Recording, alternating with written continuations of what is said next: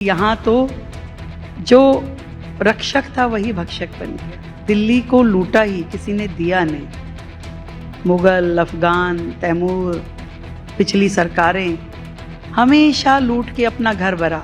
भाई हो तो केजरीवाल जैसा, ऐसा भाई जो बहनों के घरों को दारू से भर दे ताकि उसका पति दारू पी पी के घर में झगड़ा करे, मार पिटाई करे। अब तो आप वेटरन हो गई हैं, अब तो आप बजट भी प्रेजेंट कर चुकी हैं और अपने बजट से आपने मैसेज दे दिया है कि वो जो एजुकेशन मॉडल है उससे ज़्यादा आपने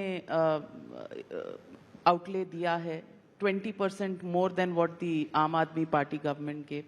तो ये तय था कि आप जिस एरिया में, अब मोहल्ला क्लिनिक, तो हेल्थ और एजुकेशन का मैं देख रही हूँ आपने आउटले बहुत दिया है, तो ये एक मैसेजिंग है। देखिए, एक गृहिणी हूं मैं और नेता हूं, मुख्यमंत्री हूं प्रदेश की। अगर इस पूरी दिल्ली को मैं एक परिवार के नाते देखती हूं तो मुझे ये समझ में आता है कि किन किन एरियाज को फोकस करना पड़ेगा। उसमें हेल्थ, उसमें एजुकेशन, उसमें इंफ्रास्ट्रक्चर, उसमें सिक्योरिटी, हर चीज़ को हमें इवेल्युएट करना पड़ेगा और उसी हिसाब से उस सेक्टर पे हमें एक्सपेंसेस देने पड़ेंगे। जब मैं इस पूरा 1 महीना सिस्टम को इवेल्युएट किया तो मैंने पाया कि एजुकेशन के सेक्टर में पिछली गवर्नमेंट्स ने प्रोपोगेंडा ज़्यादा किया है, काम नहीं किया वहाँ। आज भी हमारे स्कूलों की दीवारें जर्जर है, आज भी क्लासेस की कमी है, आज भी जो करिकुलम है वो राष्ट्रीय शिक्षा नीति के हिसाब से नहीं चल रहा। वो लोग अपना ही बोर्ड को महत्व दे रहे हैं। एक दिन में 3-3 लेक्चर आपके एकेडमिक के दूसरे वाले हैं। आप हैप्पीनेस करिकुलम दे रहे हैं, आप देशभक्ति करिकुलम दे रहे हैं, आप थर्ड करिकुलम। एक दिन में 3 लेक्चर एक्स्ट्रा करिकुलर के नहीं हो सकते। आपका एकेडमिक जो है उससे खत्म होता है, उसको स्पेस नहीं मिलता। आपके इतने बाकी सब्जेक्ट है, आपको वो भी पढ़ने हैं। तो कहीं ना कहीं एजुकेशन पॉलिसी में जो उन्होंने लाए उसमें ना तो उन्होंने infrastructure, smart classes, computer labs की ओर ध्यान दिया और दूसरा करिकुलम को भी खराब किया, मुझे लगता है। तो हमारी ये विश है कि देश की जो शिक्षा प्रणाली अभी नई बनी है, नई शिक्षा नीति, उससे जोड़ते हुए दिल्ली के स्कूल चलें। यहाँ के जो बच्चे हैं ज़्यादा से ज़्यादा उन्हें विश्वविद्यालयों में एडमिशन मिले, कैरियर वाइज वो अपने आप को तैयार कर सकें। उसके लिए हम नई योजना लाए हैं जिसमें उनको हम नीट, जेईई, क्लैट, सीए, इन सब फील्ड का उनको तैयारी कराएंगे, यूनिवर्सिटी के एडमिशन के लिए तैयारी कराएंगे, ताकि हमारे इन सरकारी स्कूलों के बच्चे भी अच्छी एजुकेशन के साथ आगे बढ़ सके। और एक वास्ट विजन एजुकेशन को लेके, क्योंकि कोई भी सोसाइटी देखिए तभी डेवलप कर सकती है जब आपका हेल्थ इंफ्रास्ट्रक्चर और एजुकेशन दोनों इतने हों जो कि आपकी जनता के लिए सफिशिएंट हो। तो इसलिए हेल्थ में भी बहुत काम करने की ज़रूरत है, एजुकेशन में भी ज़रूरत है और उस एजुकेशन को एक दिशा देने की ज़रूरत है। अनगाइडेड मिसाइल से काम नहीं चलेगा। आपने 9वीं के बच्चों को, आपने 11वीं के बच्चों को अगर फेल करके सिस्टम से बाहर कर दिया और उसके बाद आप कहें कि जी हमारा तो 100% रिजल्ट है, मुझे लगता है कि वो ठीक नहीं है। आपको उन बच्चों को भी, कमज़ोर बच्चों को भी स्ट्रेंथन करना पड़ेगा, उनके लिए एक्स्ट्रा एफर्ट करने पड़ेंगे ताकि वो भी 10th पास करे, वो भी 12th पास करे और स्ट्रीमलाइन होकर के आपके सिस्टम में से निकले। केजरीवाल का सिस्टम एजुकेशन का अनगाइडेड मिसाइल था। आप देख लीजिए, आपको मैं एक एक हेड उठा के बताऊं जो उन्होंने शुरू किया, केवल एक प्रोपोगेंडा था, एक मीडिया मैनेजमेंट कह सकते हैं आप हैप्पीनेस करिकुलम कर रहे हैं। हैप्पीनेस करिकुलम में क्या, एक आपका सेशन होगा, एक पीरियड होगा, उसमें आप बच्चों को बस लैविश करेंगे कि आपको बैग बस्ता छोड़ दीजिए, हंसेंगे, कुछ अपने आप को एनरिच करेंगे। पैसा कितना खर्च हुआ? 0। कोई खर्च नहीं होना। भी आपकी टीचर्स हैं, थोड़ा उनको ट्रेंड करेंगे, बच्चों को सिखा देंगे, परंतु उसकी एडवर्टीजमेंट में 70 करोड़ रुपए खर्च होता है। आप सोचिए, ऐसे सारे करिकुलम जिनमें एक्सपेंडिचर कुछ नहीं करना। आपने देशभक्ति किया, देशभक्ति में बच्चों को देशभक्ति की बातें, वेरी गुड, बहुत अच्छी बात है, पर डेली देशभक्ति का एक क्लास अफोर्ड कर सकता है क्या एजुकेशन सिस्टम? तो बताइए मुझे। और फिर उसके ऊपर आप खर्चा करें 20 करोड़ रुपए का एडवर्टीजमेंट पे कि हम बच्चों को देशभक्ति सिखा रहे हैं। बिजनेस ब्लास्टर, आप बच्चों पे खर्च कर रहे हैं 55 करोड़ रुपए और एडवर्टीजमेंट में 80 करोड़ रुपए। आप कर क्या रहे हैं? आपको केवल उस तंत्र में से अपने लिए स्वयं स्तुति निकालनी थी कि देखिए मैं कितना अच्छा काम करूं। आपने कभी नहीं सोचा आपने कि ये क्लासरूम अपडेट होना चाहिए, इस दीवार पे जो पंखा चल रहा है वो पूरी तरह चलना चाहिए, ये स्मार्ट बोर्ड होना चाहिए, बच्चे को पता होना चाहिए कंप्यूटर कैसे हैंडल करना है।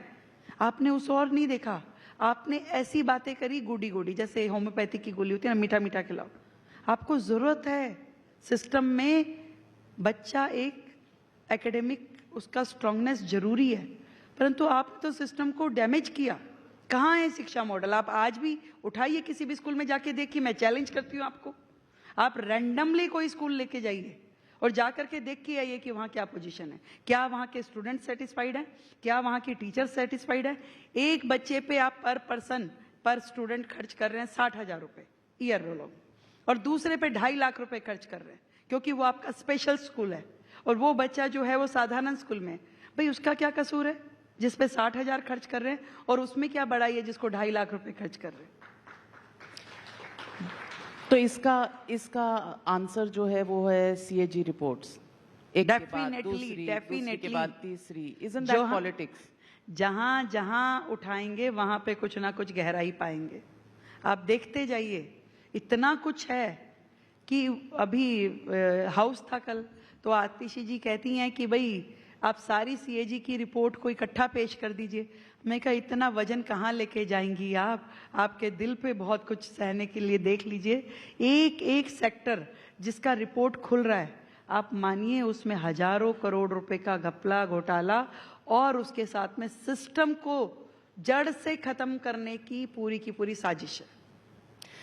तो रेखा जी, आपने ये भी तय कर लिया कि आप सीएम हाउस जो केजरीवाल जी ने बनवाया था उसमें नहीं रहेंगी, उसमें भी मैसेजिंग है?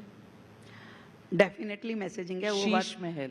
वो बात अलग है कि मुझे अभी तक घर नहीं मिला है। मैं अपने घर के सामने की सड़क पे ही ऑफिस चला रही हूँ, वहीं गली में कुर्सी लगा के सुबह जितना जनता आता है उनको मिल रही हूँ। पर उस घर में ना जाने के पीछे मुझे ऐसा फील होता है कि उस घर के अंदर जो करोड़ों रुपए खर्च हुए हैं उस पे किसी मुख्यमंत्री का मलमल का बिस्तर पे लेटने का अधिकार नहीं है। उसकी जगह वो करोड़ों घर बन सकते थे जो आज भी फ्लाईओवर के नीचे सो रहे हैं। वो लोग जो झुग्गी में रहते हैं उनके अधिकार का पैसा था जिससे वो शीश महल बना। आप लाखों रुपए का टॉयलेट यूज कर रहे हैं, पर हमारी दिल्ली में हजारों लोग वो हैं जिनको शौचालय नहीं है उपलब्ध करने के लिए। मैं छोटा सा हादसा बताती हूँ। पीतमपुरा में एक जीपी झुग्गी है, एक महिला टॉयलेट यूज करने के लिए गई। वो टॉयलेट कैसे हैं? पोटा कैबिन जैसे, जमीन से 1.5-2 फुट ऊंचा, उसके ऊपर आपको पैर रखना है, उसके बाद इंडियन शीट है। उस महिला ने उस पर पैर रखा और फिसल गई, उसका मुंह पॉट के अंदर गिर गया।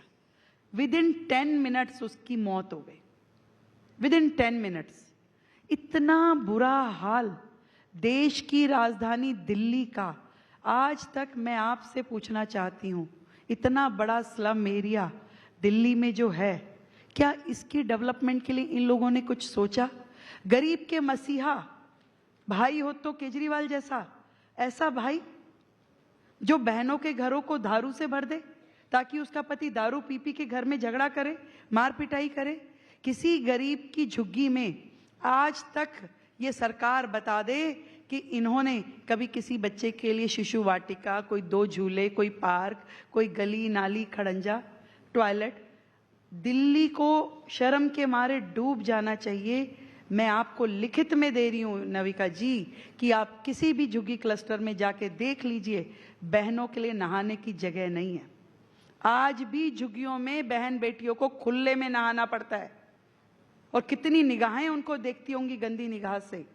आज या तो वो अपने बाहर नहाती है या फिर अपना एक जो छोटा सा उसका कमरा है, एक कोने में उसका चूल्हा लगाया, एक साइड बिस्तर लगाए, पर्दा ढकती है, वहां नहाती है, वहीं बर्तन धोएगी, वहीं पे खाना बनाएगी।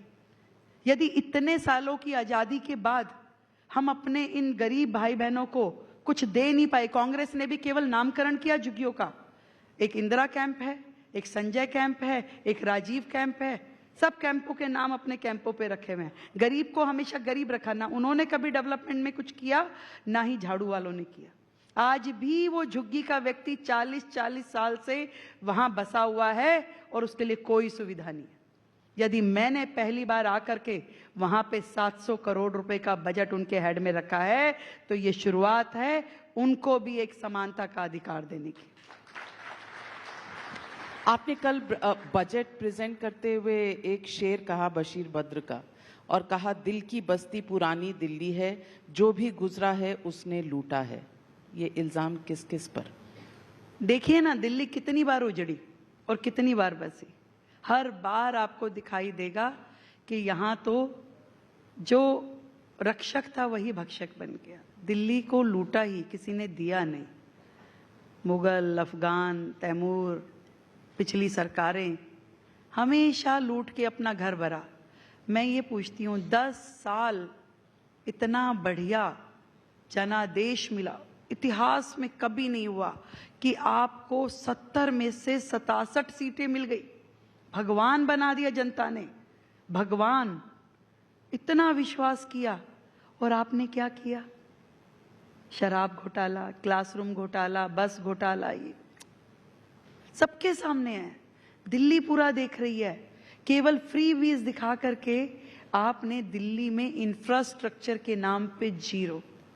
कोई नया अस्पताल नहीं, कोई नया फ्लाईओवर नहीं, कोई नया कॉलेज नहीं, कोई सिस्टम में आपने क्या कैपिटल एक्सपेंडिचर किया? आज भी हमारे अस्पतालों में जो नेसेसिटी मशीनरी है, वहाँ का MRI, वहाँ का इको, वहाँ डायलिसिस मशीनें 10-10 साल पुरानी है। वहाँ इलाज करने के लिए लोगों को भेज रहे हैं। 4-4 अस्पतालों पे एक MD है। एक व्यक्ति इतना बड़ा एक अस्पताल नहीं संभाल सकता, 4। और इतने समझदार लोग कि 24 अस्पताल नए शुरू करवाए। कोविड के समय में शुरू हुए, खत्म नहीं हुए अभी तक। और ऐसी स्थिति है कि अगर 500 करोड़ रुपए एक अस्पताल पे खर्च करना था, आज उसकी कॉस्टिंग 1200 करोड़ हो गई, जिसमें से आपने ठेकेदारों को 100 करोड़ की पेनल्टी देनी पड़ी क्योंकि डिलेड इन वर्क। और ऐसा ये जो हजारों करोड़ रुपया लगा, किसका खर्च हुआ, किसका बर्बाद हुआ? दिल्ली की जनता का। तो जवाबदेही तो बनेगी ना, देना ही पड़ेगा जवाब। आज दिल्ली को पटरी पे लाना इतना आसान काम नहीं है। जब वो खड़े होकर के बैनर लेके कहते हैं 2500 रुपये बताइए कब आएंगे, 2500 रुपये बताइए कब आएंगे, इतना आसान नहीं है। जिस सिस्टम को गर्त में से निकाल करके जमीन पे लाना और जमीन पे से लाके उसकी इमारत खड़ी करना इतना आसान नहीं है। कहने को कुछ भी कह दीजिए, लास्ट लिमिट पूछ लेंगे आप भी, पर मैं ये समझती हूँ सबसे इंपॉर्टेंट है कोशिश, आपकी नीयत, आपकी नीति। आप उस दिशा में काम कर रहे हैं कि नहीं कर रहे, और कैसे कर रहे हैं। बहुत अच्छा कहा आपने रेखा गुप्ता जी। दिल्ली को बहुत उम्मीदें हैं। आप ये जो रास्ता आपने चुना है कठिन ज़रूर है, लेकिन आप मंजिल तक पहुंचेंगी, इसकी हम सब आशा करते हैं। और आपको बहुत बहुत बेस्ट विशेस भी देते हैं और बधाई भी देते हैं for making it big for women in politics, women in India. और उम्मीद करते हैं कि दिल्ली को जो नहीं मिला वो मिलेगा आपके कार्यकाल में। Thank you very much for joining me. Thank you so much.